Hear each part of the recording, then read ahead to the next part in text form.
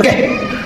Bab yang ketiga pada malam ini mengenai peristiwa-peristiwa akhir zaman, saya nak kongsikan beberapa amalan yang diajar oleh Nabi SAW ketika berlaku peristiwa-peristiwa akhir zaman ini.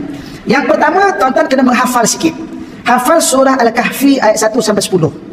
Surah Kahfi ayat 1 sampai 10. Amalkanlah tuan-tuan sekalian. Ta'rifan amal tu paling kurang seminggu sekali baca dah.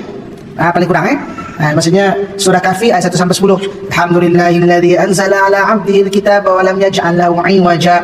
Dia kena hafal sikitlah ala ustaz, kita ni komputer dah lama, macam mana nak menghafal ustaz? Dan putus kan letak kat bilik letak dekat kereta ke, baca. Nak baca banyak mungkin kita berat, baca 10 ayat surah Al-Kahfi. Dalam hadis Nabi sebut, barang siapa yang membaca maknanya 10 ayat, man hafiza 10 ayatin min awal surah Al-Kahfi usima minad dajjal. Siapa yang menghafal ataupun menjaga 10 ayat daripada surah Kahfi, dia selamat daripada fitnah dajjal ni. Jadi hafal bila nak hafal, malam ni cuba terus, jangan tangguh-tangguh. Ni kembang-kembang hidup nak hafal surah Kahfi 1 sampai 10 berkuat kuasa bulan depan. Memang tak hafal lah tuan-tuan sekalian. Kerjaan jangan ditangguh. Jangan ditangguh amal-amal baik ni jangan ditangguh. Kenapa tuan-tuan sekalian tu ada kita soal muluk. Muluk dari kelebihan dia tersendiri. Kenapa amalan ni tak bertangguh? Jangan ditangguh tau. Sebab malaikat maut datang kat kita tak bertangguh. Baik, tak bertangguh tau. Malaikat maut datang kat kita. Dan ada malam ni kita balik, tiba-tiba lebih kurang pukul 12, 11.30, 45, ting tong.